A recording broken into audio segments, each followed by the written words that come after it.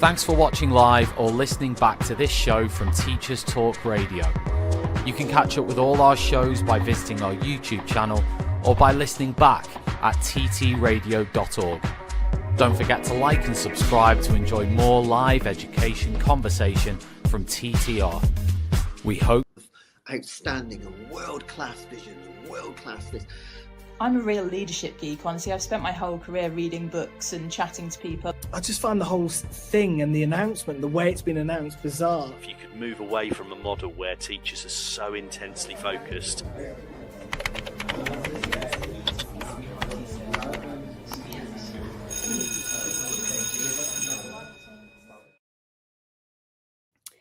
Hello everybody and welcome back to Tuesday Twilight Show at Teachers Talk Radio every second Tuesday from 6 p.m. live and then recorded on all podcast channels. You can listen back, and we always talk about a hot topic in higher education with my brilliant guests, and today's topic is going to be student support. We talk a lot about the academic side, right? About the academic experience, the submission rates and pass rates and graduate outcomes and all of these. But behind every success, there's someone who supported the student, and it could be in family, but we also have institutional support. And today I have two brilliant guests who have a lot of expertise in that area, and I'd like to really talk about it. How is it now? How the future will be or should be, and where we are now with this. And eventually we are all in student support, right? We will talk about these topics, and I will invite them to the stage just in a second. But before that, I would like to just give a shout to our wonderful partners who are with us and who make it possible that we can do these shows for free for all the audience. So one of them is Hashi Learning, who are publishers of professional development books and resources that support great teaching and learning in schools around the world. They have fantastic books, really. I just love them. Level up your professional development today and visit this site you can see on the screen, www.hashilearning.com, to explore the full range of titles. Another shout to our other partner, AQA, who know teachers are the real experts in the classroom. That's why they work closely with teachers like you, combining your insights with their assessment expertise to create resources, tools, training, and guidance that genuinely make a difference. They are the UK's most chosen assessment organization, so chances are high you already know their work. So AQA are focused on helping teachers feel supported and ready. If you want to find out more about how they work, just go to the website and search for AQA. We work with experts. Thank you to our sponsors. And with this, I'd like to invite to the stage my first wonderful guest, Faye Mitcham. Hi, Faye. Hi. And Faye is the head of accessibility services at London College of Contemporary Arts. I worked with her, and an amazing, inspiring person. Thank you for coming to the show. And our second guest is Emma Buhtina, who is the head of student services at Regent College London. Hi, Emma. So nice to see you again. Actually, I've been working with both ladies, and so inspiring, and I'm genuinely just impressed by the work of the two of you do for the students. And you do kind of in the background, but not so much in the background. For the students, you are the foreground, right? So thank you, ladies, for being here. And I just would like to start a bit like asking you, I know that both of you have academic background, right? And you were teaching, Faye, you used to be a dean even. So a little bit, just very shortly, what brought you to student services? What was the point when you decided that you end up in student services? And just any of you, if you want to start. Yeah, I will kick off. Yes. So okay. Going back, so I started my career in healthcare and healthcare management, really. So working with supported living, a care manager for mental health, forensic mental health, and learning difficulties. I become really disillusioned working in many care organisations about the support that was given, and felt that I could actually do a better service by going in and teaching people about care.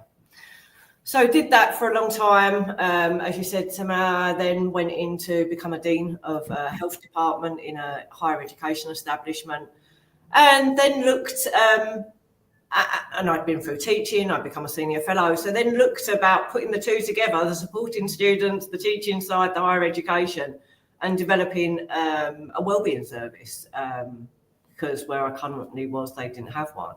And because, you know, supporting students, it really does come back down to those basics of Maslow, really, and Maslow's hierarchy of needs. And if we're not meeting those, the lower end of the triangle, we're never going to get to, you know, that higher achievement. So that's really what brought me into this. And yeah, and I've been here ever since. Thank you so much, Faye, and we will come really connecting the dots very well together. Thank you very much, Emma. What brought you to student services? Just kind of touch points on Faye. Faye, that's so amazing that you have an academic background, because there's so many welfare staff that don't have the academic background. And you would know there is a significant gap between academic services and professional services. And a lot of wellbeing staff would not know the pressure, the difficulty that it goes through for, let's say, lecturers, ensuring that lesson plans are inclusive, making sure reasonable adjustments in place.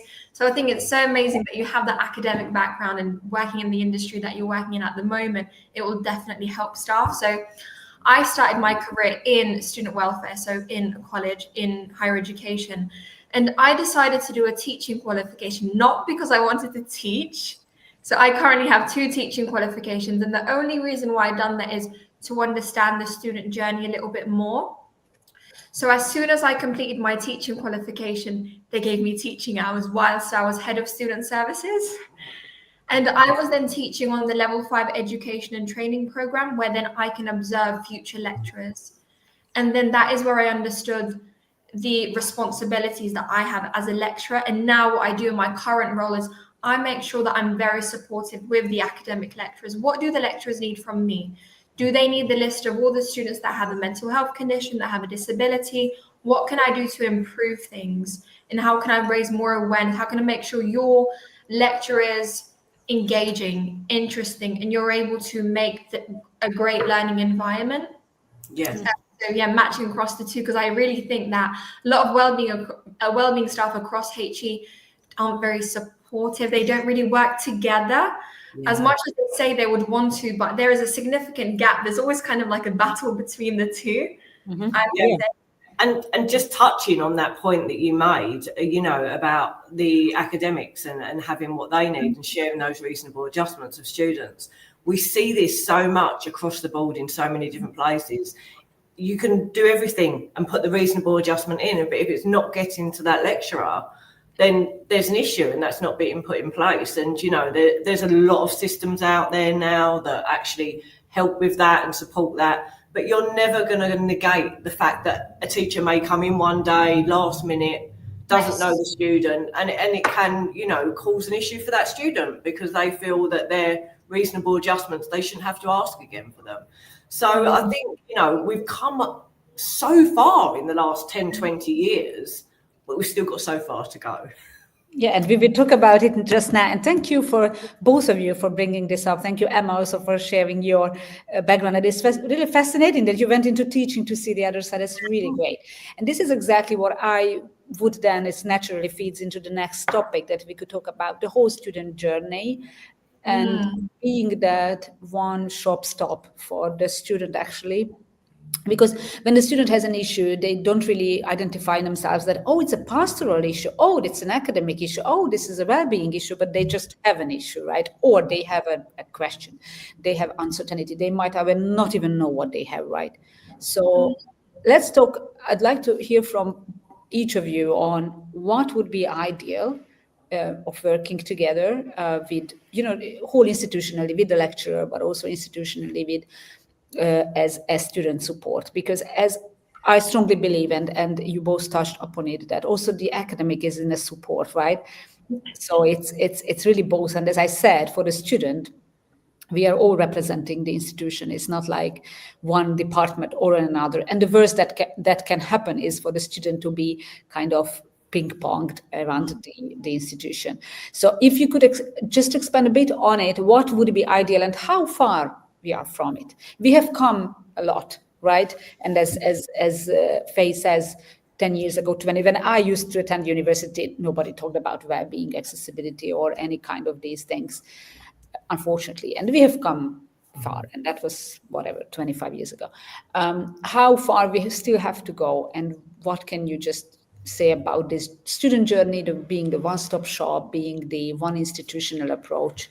So around these things, many of these things are just thrown into So I don't know who wants to go ahead, and then obviously it's amazing if you react to each other's things as well.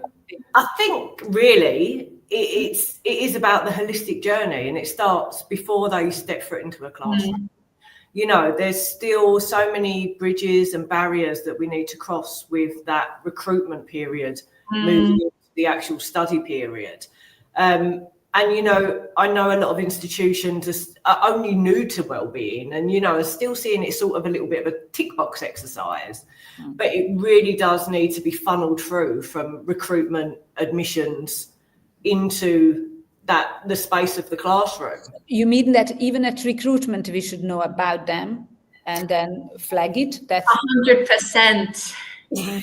Thank you, Emma. I will let you jump. Bold letters. Right, yes.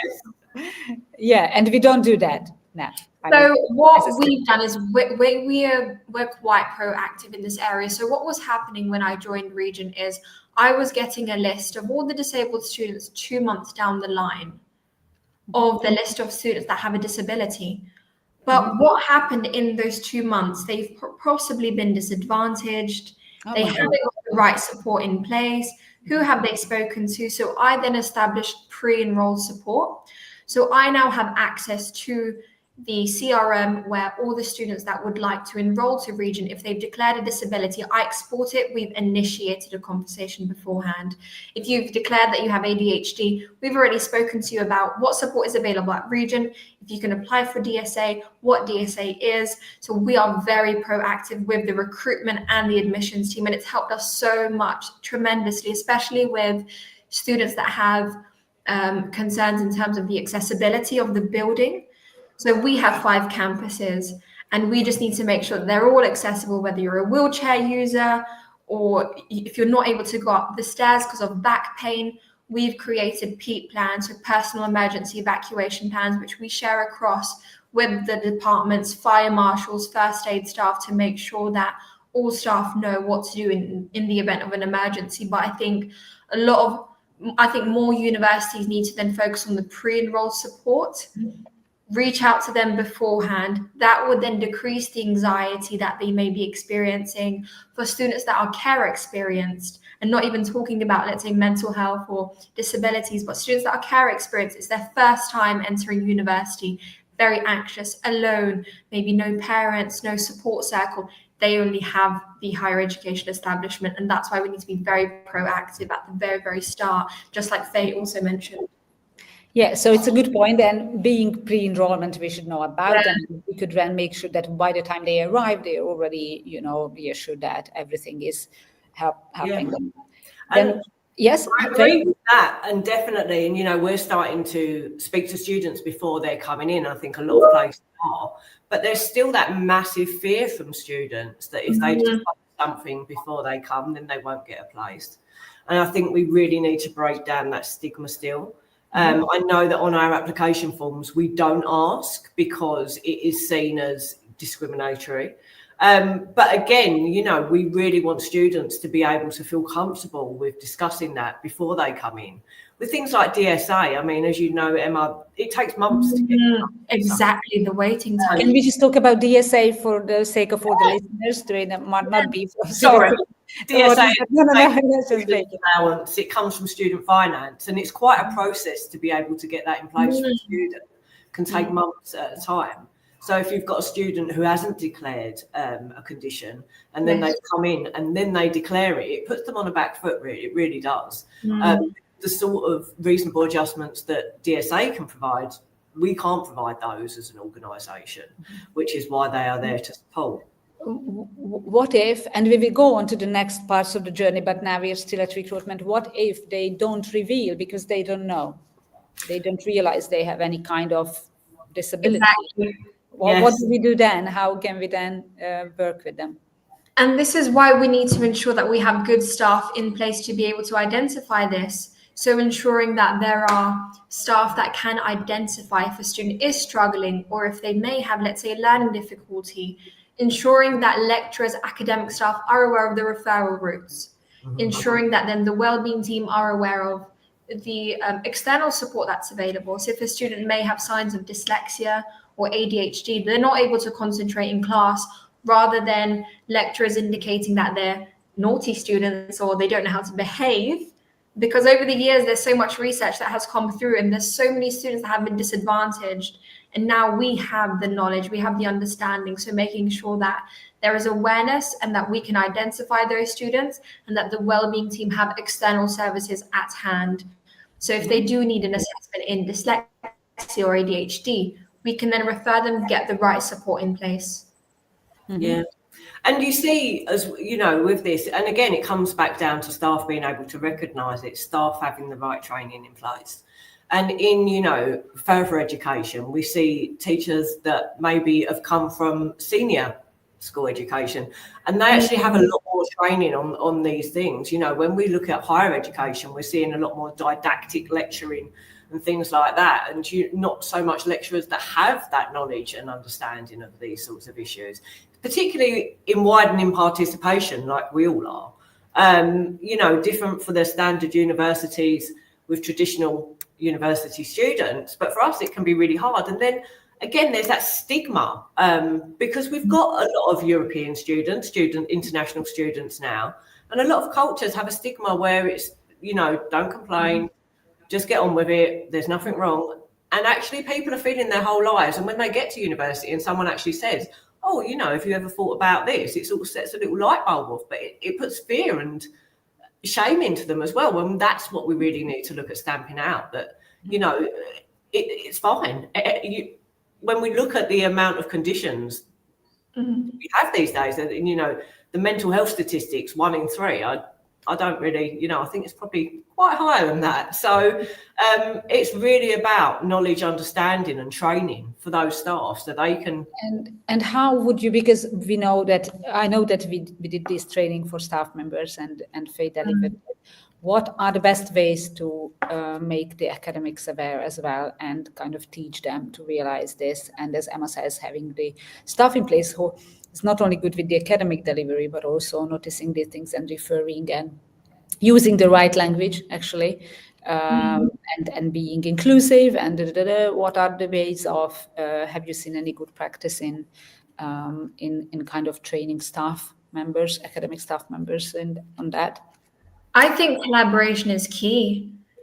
We're not just one department, we're not just one team, and we shouldn't only just speak to the students. We need to liaise with several departments across the establishment. So, for example, at Regent, a part of academic staff development, we provide a wide range of sessions on student mental health, on student disabilities, on the services that is available at Regent.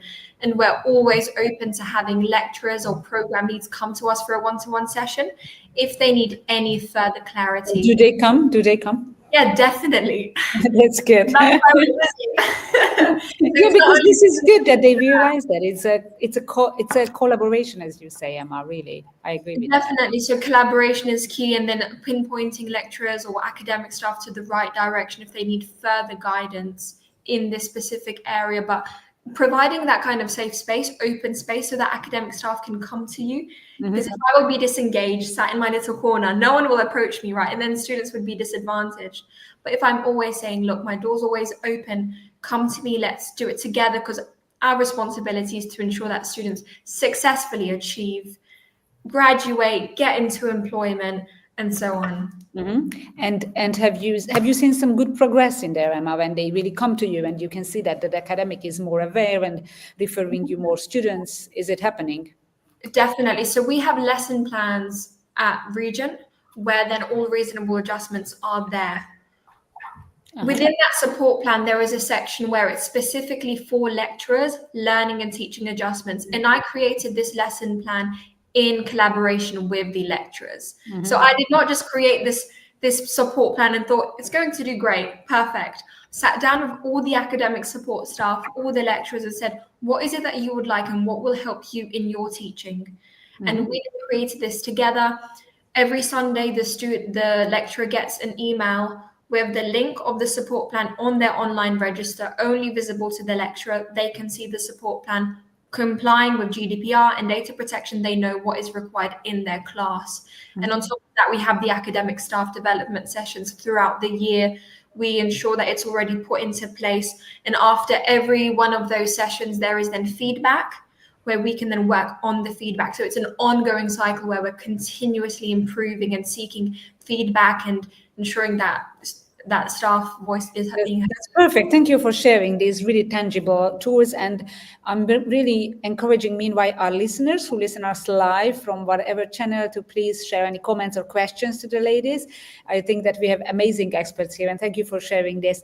Faye, I'm turning to you because I know that you've just done a fantastic handbook on accessibility. You also deliver sessions. You're very keen on that. And these all include, like, I really loved last time when we actually had even a vocabulary, how to rephrase some of the things. So what are the things that you would suggest in terms of involving the academic staff members and also training them?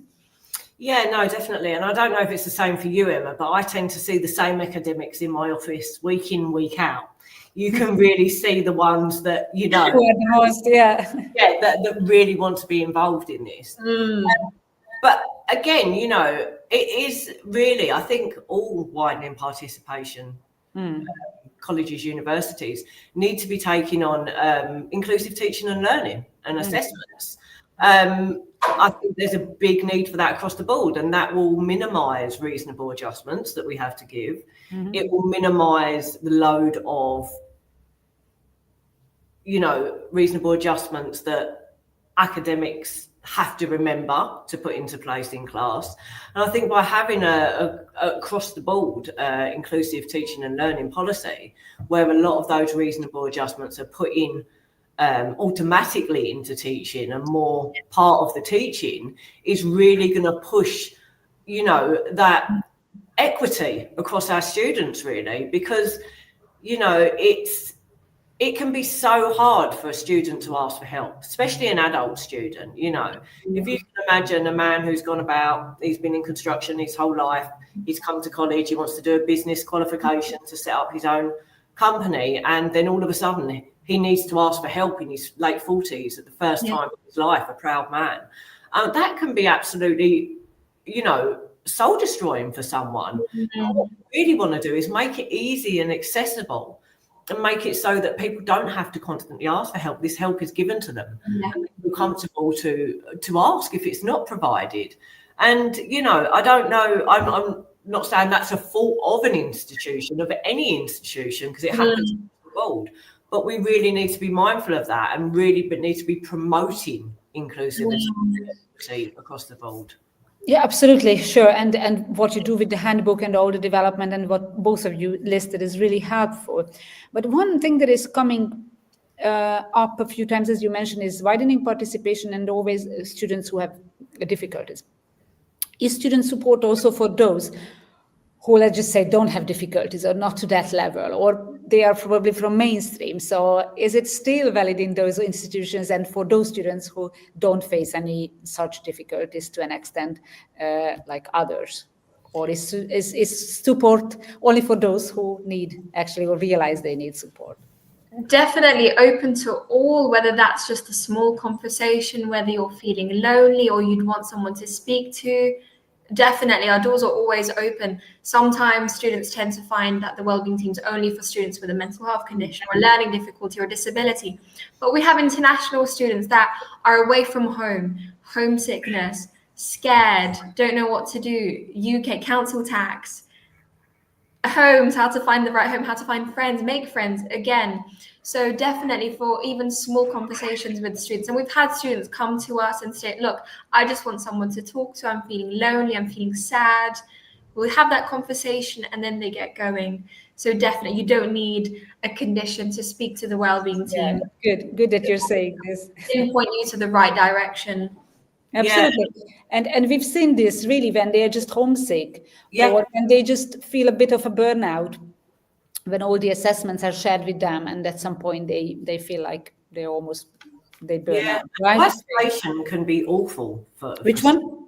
Isolation, you know, when we've got students who are here away from the rest of their families.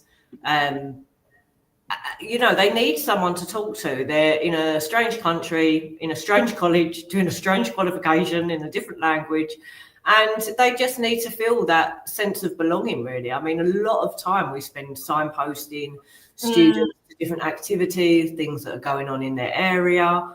And it is really, I mean, it's never one size fits all, as I'm sure Emma is aware. Everyone will come in. It's never a boring day. Everyone will come in with something completely different. But we've pretty much seen it all and heard it all. And yeah, as long as we can sort of send someone off in a better frame of mind than they came in, and give them some resources that can support them, then you feel like you've succeeded for the day. It really is very rewarding. If it's rewarding, then I will ask you, and you will have a few seconds to think, because I will give a shout out to another sponsor, a success story where you can really see that a student you have. And I know that you have thousands, just to see, because you said it's rewarding. So how was it rewarding? But while you're thinking, I just would like to give a shout to our amazing partner, Chalk and Talk podcast. If you're looking for another great education podcast other than Teachers Talk Radio, check out Chalk and Talk with Anna Stocky. Anna is a passionate advocate for evidence-based math education for students of all ages. On her podcast, she talks about everything from effective teaching methods and how-to guides for teaching math facts to tips for evaluating research shows claims. She brings on top-notch guests like us, educators, researchers, and policymakers, and discusses issues that directly impact teachers and students. So Chalk and Talk is for anyone interested in education. Please check them out. And I'm going back to our amazing guests today, Faye Mitcham and Emma Buhtina. And thank you everybody for being with us live or listening us back later on. Today, we're talking about student support in our Tuesday Twilight show at Teachers Talk Radio. We have this show every second Tuesday from 6 p.m. live, and then recorded on our podcast channels. And we always talk about a hot topic in higher education.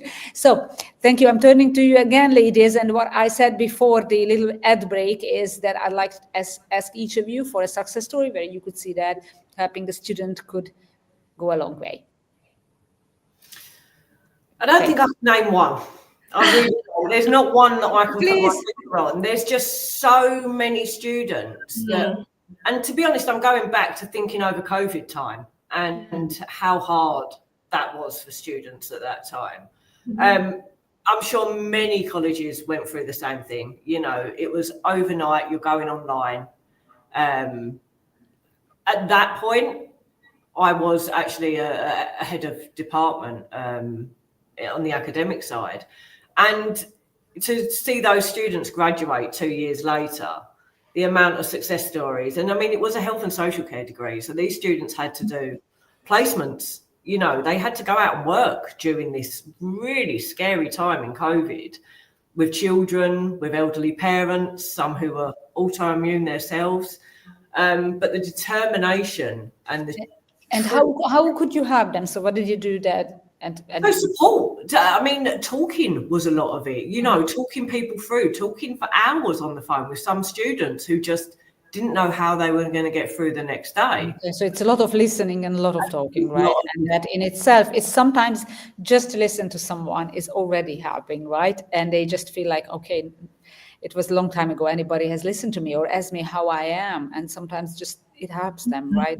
When I used to teach every week, I asked the students of my students when I came in just to give me how happy they are on a scale of 1 to 10.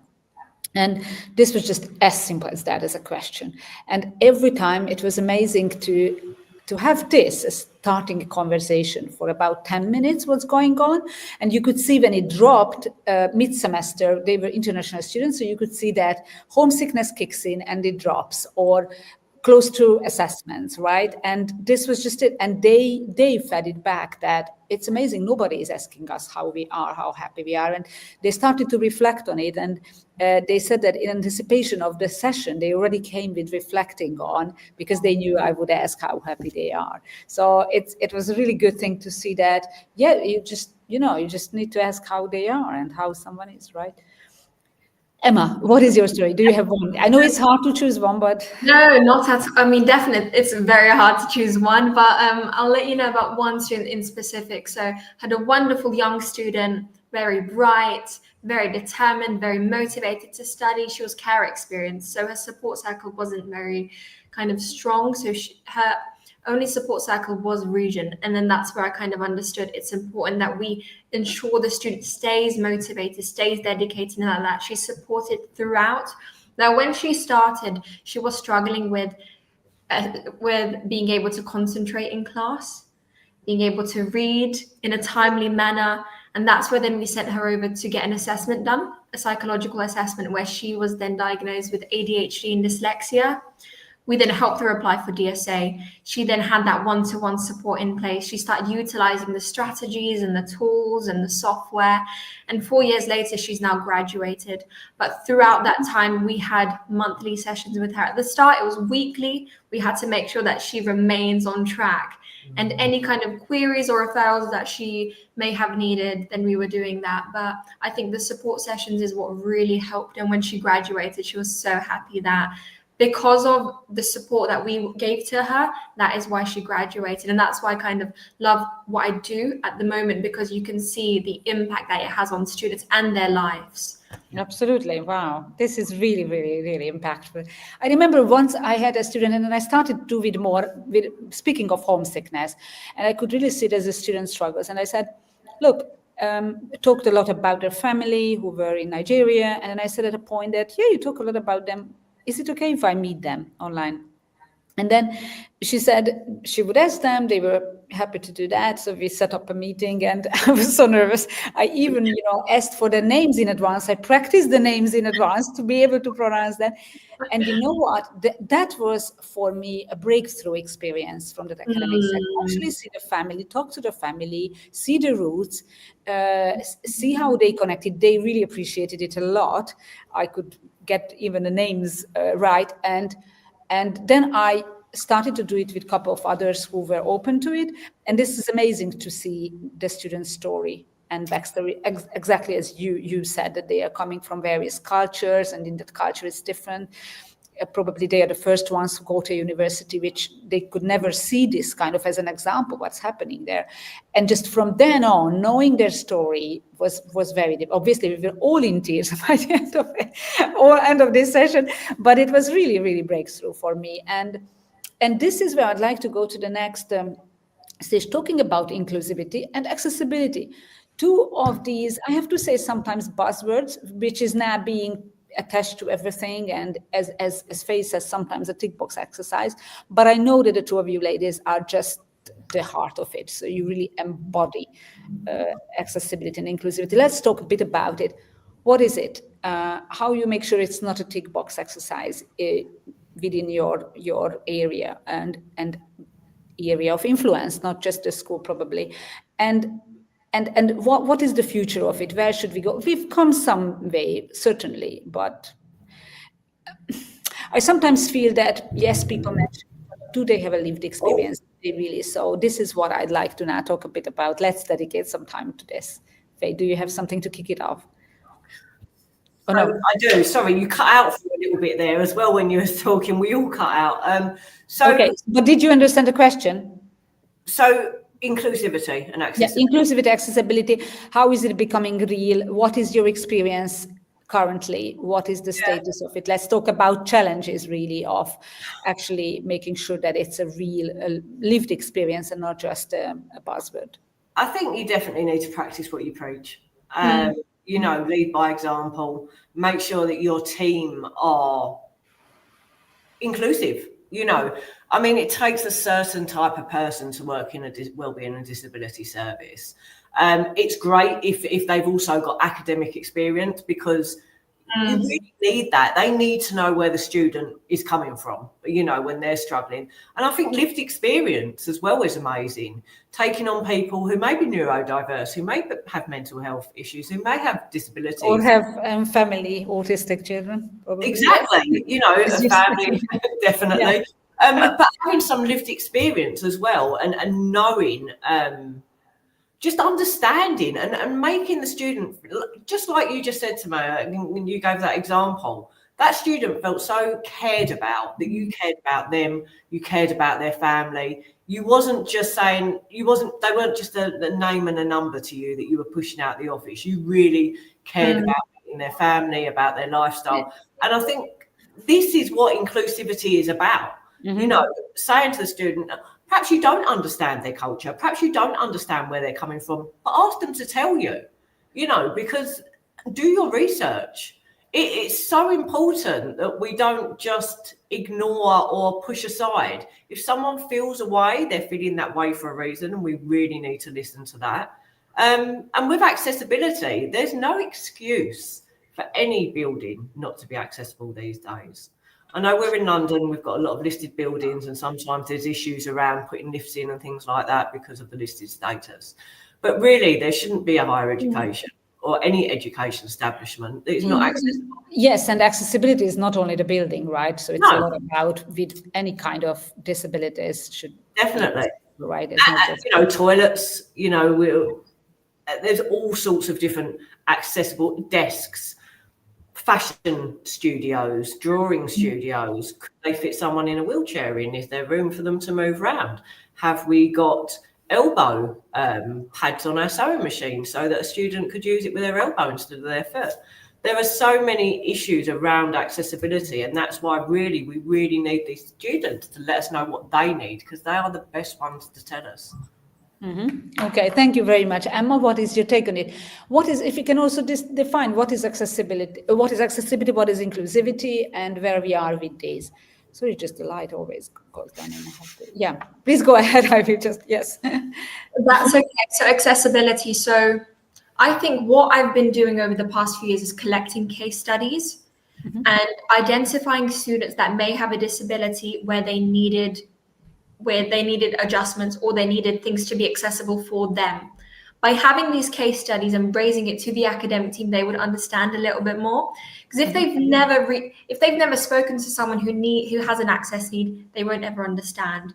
But if they hear the students struggle, that's really good. And what were some of these case studies, or can you mention just one as a general one? Obviously not the main, but definitely as simple as opening doors. If a student is on a wheelchair, how would they open the door? Usually there could be a button, right? If they are required to open the door, they would struggle. They will need to wait for someone, which is very embarrassing, to open the door for them. That is an access need. But that's where then the staff that are responsible for the estate, for accessibility, to ensure that that is accessible for the student. As simple as subtitles on videos or whilst you're talking in class. Subtitles can make a huge difference, whereas some lecturers just won't understand and they'd never use it. Fantastic. The case studies are really good. Having the ability to have the virtual learning environment. So there's a wide range of tools and software where then they can change the font, the color. Lecturers won't understand this, but if a student has dyslexia, it changes everything entirely. It would help them understand, it will help them read, or speech to text or text to speech, rather than reading everything because they struggle with anxiety or they're just not able to concentrate for long periods of time. These software, these tools transform learning. And that's why having these case studies and bringing it to the academic team would then help them understand, because we can give them a handbook and we can send them emails and say, look, please put up subtitles or make sure that your teaching is being inclusive. But when you have students come to you or have case studies specifically in front of you, they would understand the impact. And that's where I think has been the most impactful. Wow, that's really great, ladies. It's amazing. And thank you everybody for following us. You can share questions or just comments, what you do, what you experience. in the comments and we'll read that out. Let's talk a bit about now difficult cases and challenges. Have you faced, ladies, any kind of challenges, pushback from we are honest here and you don't have to name anybody, but have you seen any pushback from the colleagues, from the academics, or sometimes from students? Have you faced these difficulties and what do you do then? Yes, I think reasonable adjustments are not black and white. And Faye would understand where I'm coming from, right? So there is the Equality Act where there are protected characteristics and we are required by law to ensure that students are having the adjustments in place. But we've not been given a handbook of what to follow or instructions book or a manual of what we can do and what we cannot do. We assess and tailor the support, and we then have to look at what is reasonable and what is not reasonable, and whether we can accommodate to that. Mm-hmm. Yeah. And would it be good to have such a, like, even from a regulatory point of view, such a guidebook, like these are the things that you can do, and that would probably not put you in a position to figure it out in each institution, right? I don't think that would be possible. I mean, I'm part of the National Association of Disability Practitioners, and the email, so it's an organisation, and lots of higher education practitioners are with National Association of Disability Practitioners. And, you know, reading about some of the reasonable adjustments that some of the colleges are asked to put in, would we call them reasonable? Probably not at £150,000 a year. But these, you know, and they're getting in touch with their legal teams and they're saying, is this reasonable? And they're saying, yes, you must put this in. So I think it is, I think every university or higher education needs to have a legal team behind them. And it is a case-by-case basis. There is no one handbook or one list that could say, these are the reasonable adjustments. It's a case-by-case basis, which makes it quite difficult, really. And it makes it harder for the institutions and the professionals in it to find it out one by one, each of them, right? If we have this forum, but I don't know how easy it is then to always figure it out for yourself, right? Yeah, I mean, a lot of it would go back to a legal team if we found something that we didn't feel that we could put in. And in terms of the students, have you faced some difficulties when you want to help and they just don't let you help, and you can see that, oh my God, it's going worse and I can't do anything? Have you seen I've that? got a bit of a case study there. So we've got one student, she's got multiple conditions, and since she started, right, we're going to put in an individual learning plan in for you. No, I don't want one. I think you need one. No, I don't want one yet. I'll come to you when the time comes. Okay. But then that time might come and it might come just at the wrong time. So this particular student, the time actually came a day before submission, and she was hospitalised, and she was like, I need this individual learning plan now with these reasonable adjustments. And we put it in. But in those cases, again, you know, that could have been done, that could have been sorted out, that would have taken her pressure off of her. And we see kickbacks on every side of the board, from students, from academics, from budget holders. But that's why we're here, and we're passionate, because we don't stop, and we just keep banging at that door. And, you know, that's what keeps me going. Yeah, that's really amazing to see that energy. Emma, do you have some experience with that, actually, also with students who would need the help, but they just don't want to take it? And of course, it's very hard to help someone when they don't want to take it, right? It's impossible almost. Yeah, definitely. So difficult cases are always taking place, right? Because every student's different, but also the background of the student, the cultural differences of the student. And we've had students that just do not want to engage with our team, with the academic team, and they only want to speak to their lecturer. And that's very difficult, because how can we then initiate a support plan? How could we then make sure they're getting the right support in place? And their lecturer was the same background as them. And we then had to speak to the lecturer and then seek everything what the student needs. So that was a very difficult case. And then with time, upon engaging with the lecturer, letting them know, look, if you can please inform the student that we're only here to help. And only kind of 3 months down the line, the student gained the confidence to then speak to us about her problems. And she had a wide range of conditions, but she was always told that she cannot speak to anyone, that she can't speak about her emotions, about her mental health and what she's been going through. And that's why for 3 months she was disadvantaged, but relying on the lecturer. That was very difficult for us because we know that she was struggling, she was not submitting. But now she's with us, she has a support plan in place, she's having sessions with us, and she's gotten so much better. She has a great support circle. She's attending now our workshop. She's made friends there as well. She's attending our events on campus. So yeah. Yeah, that's a fantastic, actually also a success story. And yeah, I can imagine this, that as also Faye mentioned, and both of you mentioned, that in some cultures, or probably in any culture, sometimes when it's about mental health and all these issues, it's not something that, oh no, I don't need that, I'm fine, right? And it's easy to say. Speaking of challenges, there's another category, there might be, you will tell me, those who actually misuse this a bit, if you see what I mean. So some kind of disabilities which they don't have but would like to use at the right time to get to some advantage. Have you seen this? Is it easy to identify? What do you do? Or just a bit about this, because this could be the other side of the coin, right? If it happens. Yeah. Do you know, this is a big one. So a lot of colleges and universities now are allowing students to have reasonable adjustments without giving evidence. Without giving evidence. Without giving any evidence. I feel that for some colleges and institutions that may be fine, we will require evidence, because otherwise it becomes very easy to become, oh, my friend told me that if I say this, then I can get this and this and this and get extra time on my work and things.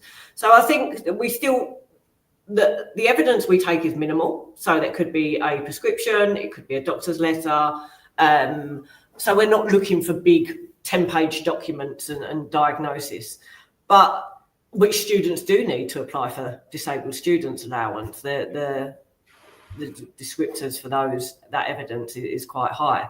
But at the same time, I haven't ever in all my years in education seen anyone try and abuse the system. Okay, that's really good. I don't feel that someone would make up a condition or try and be diagnosed with a condition that they haven't got just to be able to get that support. So we're quite lucky that we haven't seen that. I'm not saying it doesn't happen. I have heard that it does happen. And Emma's smiling, so I'm sure you've got a story there. I was hoping for lots of case studies from you, Faye.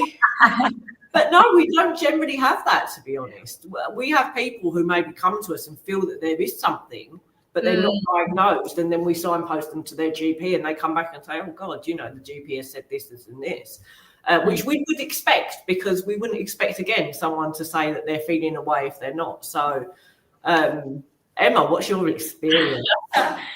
Okay, great. So I had a student that sent over evidence of a diagnosis of anxiety. Now, great, I've received the evidence, but I've noticed something different. The font of the name was different. It was a forged document. So you are an investigator now.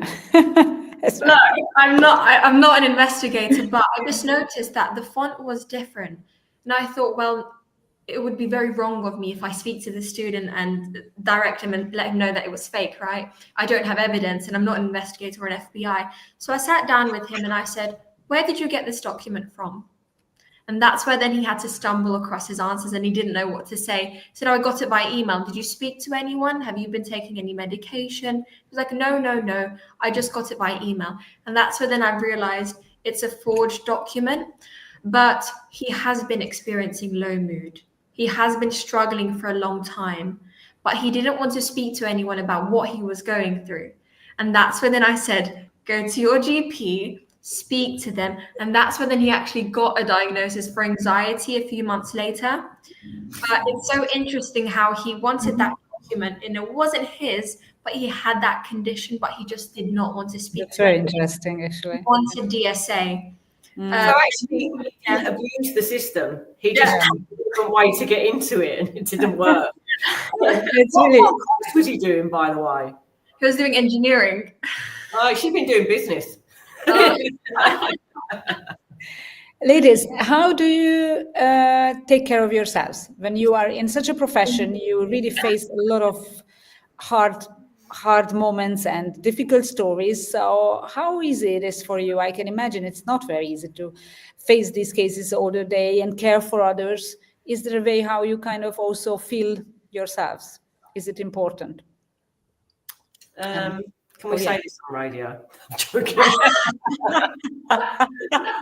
Yeah, so what is it? You can say that there's not, and it's an issue. We can also say this, because I really think. I think talking, being able to talk, to people.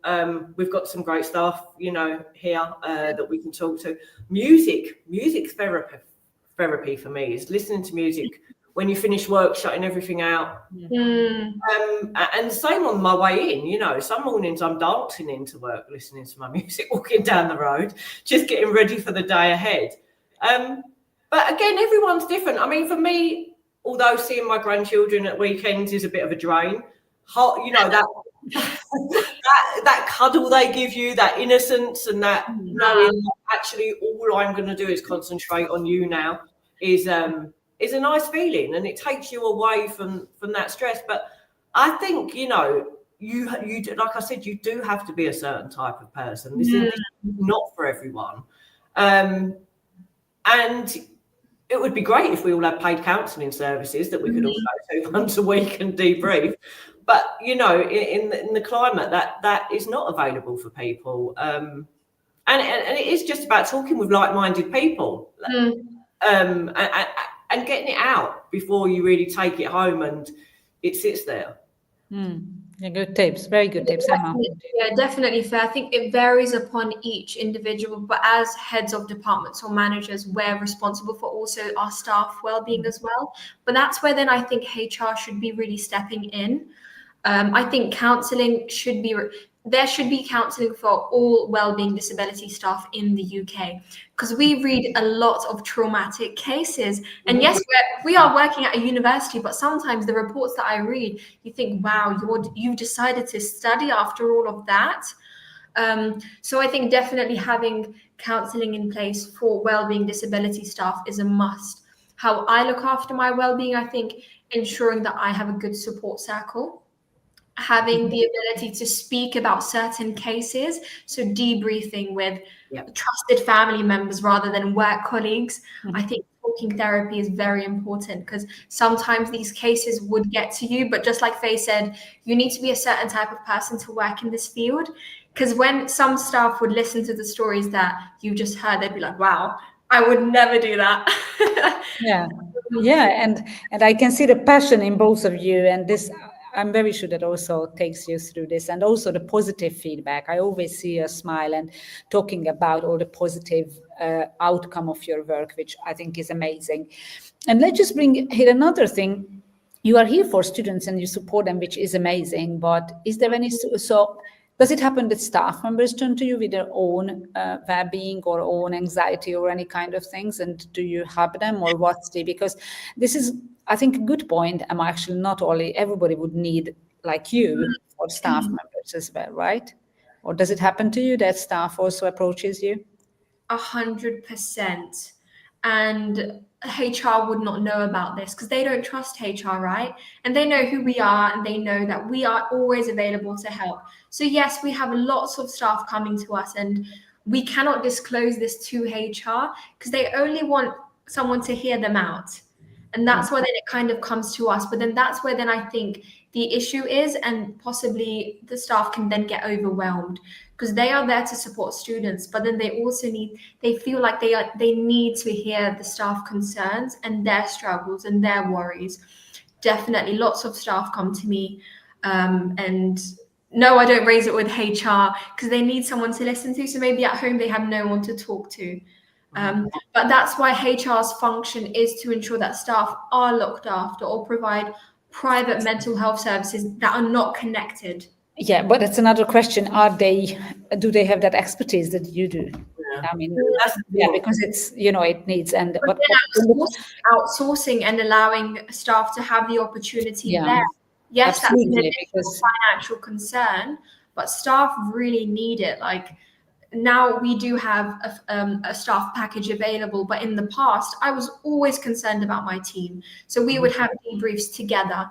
I would always ensure that they have a work-life balance, that they're doing things that they enjoy, because they may not be able to speak to family members or at home. So then I was kind of responsible to making sure that the teams are happy and they have everything they need to feel supported, and still supporting students. Because if the staff's well-being is not up to scratch, they would not be able to do their role. Absolutely, and it's a very good point. It's not just you, but your staff, right? Faye, what do you do? Again, Or for staff members, we have actually. lots of staff members coming in here to talk to us. And again, like you said, it becomes a little bit overwhelming when you've got so many staff members, because you're trying to deal with the students' issues. Yeah, it's not even your job, actually. Staff, they don't want you to go to HR because, again, there may be issues there. Luckily, I've managed to purchase an amazing service. Shout out to you, Will, anyone who knows about you, Will. It's a staff and student counselling service. So all our staff and students are benefiting from that now. We've also got an EAP service. But again, you've got one service there, you've got another service there. It's a little bit disjointed, and it is hard, because you want someone as well that sort of knows what you're going through. So to ring a stranger and to say, well, all this and that, and then the next time and get someone different on the phone and go through it all again, it's like, And again, you can imagine how our students feel when they've got to keep repeating themselves to people. Talking therapies, again, people can refer themselves through the NHS, which is absolutely amazing. You get 6 sessions. I do feel that, for all higher education, there does need to be that person that the wellbeing team can talk to, the head of departments can talk to, because there's just not that provision, and we're getting it in place for students and slowly for staff. But again, it is that next tier now of who's supporting those people, supporting everyone else. Yeah, absolutely. That's a very good shout. Yeah. Thank you so much. And before our last ad break, I would like to ask the last question, handing it over to you after the ad break, is how you imagine the most ideal student support, the future of student support. Okay, I'm giving you a few seconds to think about that while I'm doing this shout out to I'm just lighting up, the light is going up and down, so yes.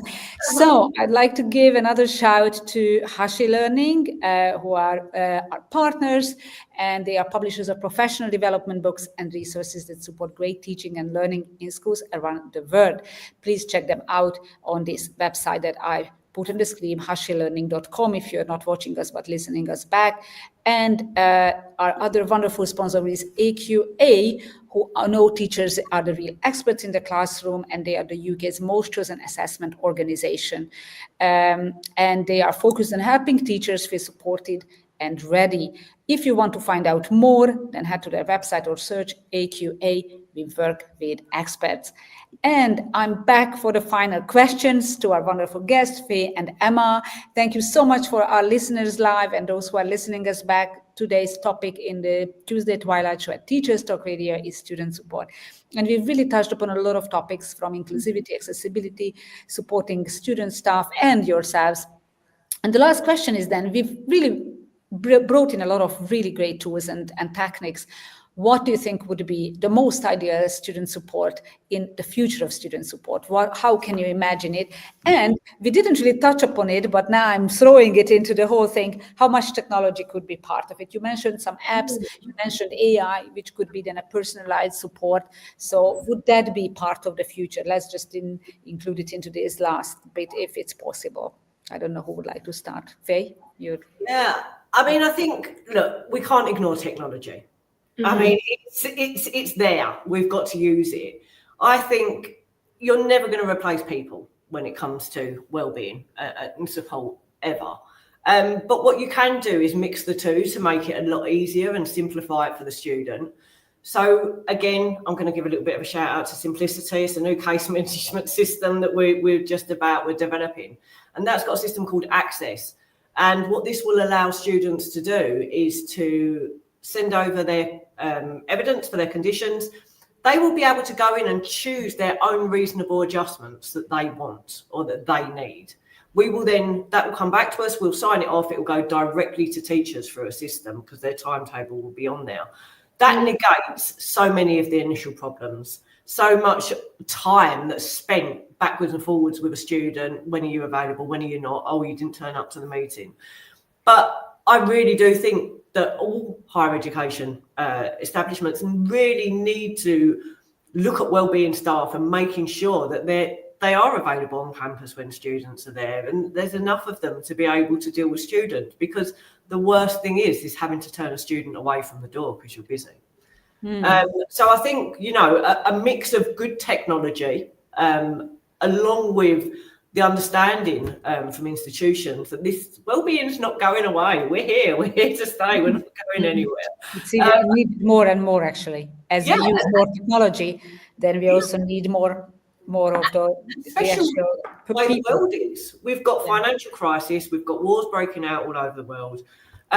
People need that support in this time of, you know, uncertainty. And I think by being able to answer students in a timely manner. No one student wants to ask for support and then be answered 3-4 days later because there's a backlog in the email box. We need to be answering those students, you know, as quickly as possible and negating any fears and concerns they have. Absolutely. Okay. Thank you, Faye. Emma, how do you see the future of student support and also talking a bit about technology? I think, firstly, the stigma around mental health and disabilities, that we've normalized. If you do have a condition, you will get the adjustments in place.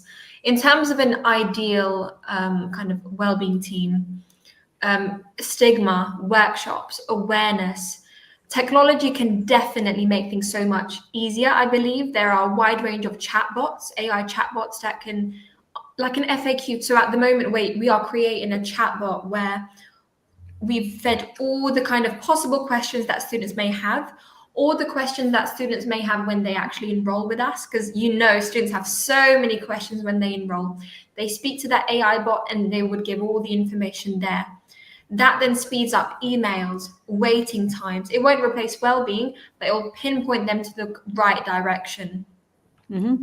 Fantastic. And can you see also that AI can give even more personalized support when the staff member is not available, right? So this could be a positive thing. On the other hand, do you see a threat of, because there are some studies which say that people started to really get real advice from AI. So they are kind of like addicted to talking to AI, which is always there and free, right? So that's another thing. I don't know if you've seen that. Definitely. There's an app called Wisdom, and it's a part of the staff package as well, available at Region. And you speak to an AI bot in regards to your well-being. And I have not used it, but I find it very interesting because I'm sure my question is, has it been trained enough in the event of the student or the individual may be at risk of harming themselves or harming another individual? Because it is a robot at the end of the day. But is there a risk to AI? I think we can definitely utilize AI in a certain way, but when it comes to kind of well-being, or if an individual has a certain mental health condition, it's slightly risky to be speaking to an AI bot in terms of health and safety wise. Definitely. Yeah, thank you. Definitely. And just to touch on that, we know that some people with serious mental health conditions, or other things, it's through those mediums that actually make conditions worse and trigger a relapse. There's no control. Yeah. No, exactly. Yeah. I think that definitely needs to be kept an eye on, a real eye, not an AI. Ladies, thank you so much for your time and expertise. I've learned a lot, and I'm sure that also those who listen to us, almost 50 people. So thank you everybody who listened us live, and many others will listen us back later on. So thank you to Faye and thank you to Emma. Thank you for being here with us, and these will be all available on our podcast channel. Thank you, ladies. I'm saying goodbye, and we'll just finish this show with thanking all our listeners. Thank you so much for being with us here today at Tuesday Twilight Show, and I'll see you then in 2 weeks with other 2 brilliant guests and another great topic. So have a wonderful rest of the time, and see you later. outstanding and world-class vision and world-class this. I'm a real leadership geek, honestly. I've spent my whole career reading books and chatting to people. I just find the whole thing and the announcement, the way it's been announced, bizarre. If you could move away from a model where teachers are so intensely focused